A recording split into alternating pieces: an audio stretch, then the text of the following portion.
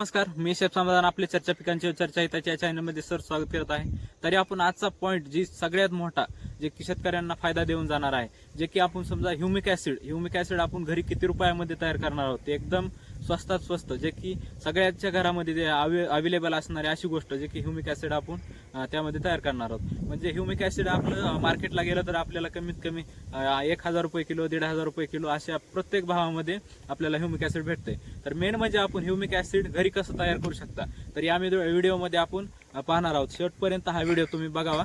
तर मेजर म्हणजे आपण कालचा जो व्हिडिओ बनवलेला आहे तो प्रथम जाऊन पाहावा, कारण आपण बऱ्याचशा रोगावर काल चर्चा केलेली आहे. ते रोग म्हणजे कोणते व त्यावर इलाज कोणता आपण त्या व्हिडिओमध्ये सांगितलेला आहे. तर या व्हिडिओमध्ये आपण हीच बघणार आहोत की नेमकं ह्युमिक ऍसिड किती रुपयामध्ये तयार होते किंवा ह्युमिक ऍसिड आपण घरी कसं तयार करायचं ते या व्हिडिओमध्ये पाहणार आहोत. तर मेजर म्हणजे आपल्याला पहिल्यांदा काय करायचंय, आपल्याला एक चूल पेटवून घ्यायची. जसे शेजारी स्क्रीनवर दिसते तुम्हाला, ही चूल पेटवून घ्यायची. चूल पेटवून घेतल्याच्या नंतर त्यामध्ये आपल्याला एक 2 लिटरच्या आसपास किंवा एक आपल्याला 2 किलो भात शिजल किंवा 2 किलो आपल्याला जसे तांदूळ शिजतील आपण त्या प्रमाणात जे आहे ते शिजवून घ्यायचे तांदूळ. त्यामध्ये तांदूळ शिजवून घ्यायचे कमीत कमी असं इतकं झालं पाहिजे की ते गाळ होऊस तर आपल्याला ती जी आहे ती तांदूळ शिजवून घ्यायचे. तांदूळ शिजवून घेतल्याच्या नंतर आपल्याला जे गाळ झालेला आहे, जशाल तसा जे आपला हांडा किंवा जे पातेलं वगैरे जे असेल तर ते पात्याला आपल्याला कमीत कमी 1 तास आपल्याला एक झाड बघायचं आहे, झाडाच्या ठिकाणी ठेवायचं आहे जे की थंडगार होण्यासाठी. थंडगार होऊस तर आपल्याला एक असा माठ बघायचा आहे. माठ म्हणजे ज्यामध्ये कमीत कमी एक असं 10 लिटर पर्यंत पाणी साठल माठ बघायचा आहे. माठ असा चांगला असावा जे की समजा केमिकल वगैरे तिथं किंवा त्याच्या आसपास असं ठेवलेलं नसावे. तर 10 लिटर पर्यंत माठ घ्यायचा आहे.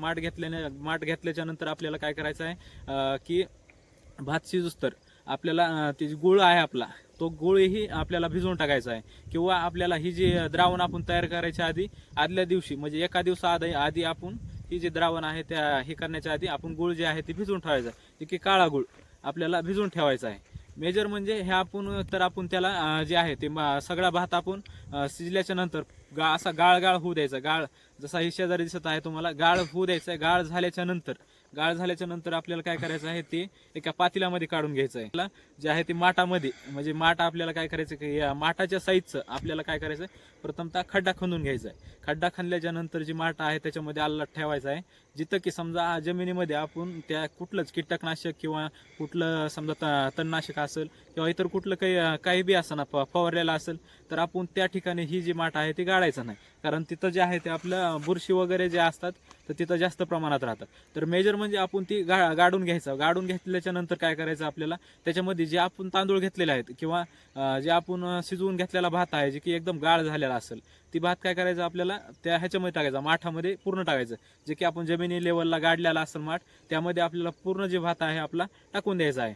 टाकल्याच्या नंतर आपल्याला त्याचं काय करायचंय, एक 10 लिटर पाणी जे आहे त्या माठामध्ये टाकायचंय व ही आपण गाळ केलेला भात ते आपण त्याच्यामध्ये टाकल्याच्या नंतर मस्त जे सुती कापड राहतं किंवा सुती कपडा जो राहतो आपण त्याला असं व्यवस्थित असं बांधून त्याला पूर्णपणे जे आपली माती राहते, आपण जी खड्डा केला ती माती शेजारी पडलेली जी आहे ती त्या ह्याच्यावर टाकायची. जे की आपलं समजा माठ आहे त्या माठाच्या ह्याच्यावर टाकून द्यायची. टाकल्याच्या नंतर आपल्याला कमीत कमी एक 5 दिवसानंतर आपल्याला काय करायचं, एक 200 लिटरचा जी ड्रम राहतो आपला, तर 200 लिटरचा ड्रम घ्यायचा आहे. 200 लिटरचा ड्रम घेतल्याच्या नंतर आपण 200 लिटरचा ड्रम घेतल्याच्या नंतर आपल्याला एक 200 लिटर पाणी जे आहे त्याच्यामध्ये टाकून ठेवायचं आहे ऑलरेडी आधीच. आणि जे आपण द्रावण केलेलं आहे ते आपल्याला नंतर ही या माठातून जे आपण पुरलेला माठ आहे तर त्या माठातून आपल्याला काढून घ्यायचंय. काढून घेतल्याच्या नंतर जो आपला भात आहे तो एक चांगला हाताने असा पिसून घ्यायचा आहे. पिसून म्हणजे एकदम तसा असा गाळ झाला पाहिजे, आपल्याला असं थोडं लागलं सहित नाही पाहिजे आपल्या बोटाला, असं एकदम गाळ करून घ्यायचं. गाळ केल्याच्या नंतर आपल्याला ती जी द्रावण तयार झालेलं आहे तर ती द्रावण आपल्याला त्या ड्रम मध्ये टाकून द्यायचे. 200 लिटर पाण्याच्या ड्रम मध्ये टाकायचे. टाकल्याच्या नंतर आपण जे 1 दिवसाआधी समजा जी गुळ शिजवलेला आहे आपण, काळा गुळ एक 2-2.5 किलो पर्यंत काळा गुळ शिजवलेला आहे, तो जी गुळ असेल ते आपल्याला त्या ड्रम मध्ये चांगला हे करून त्याचे बी असं पाणी करून चांगलं व्यवस्थित त्याच्यामध्ये टाकून द्यायचं आहे.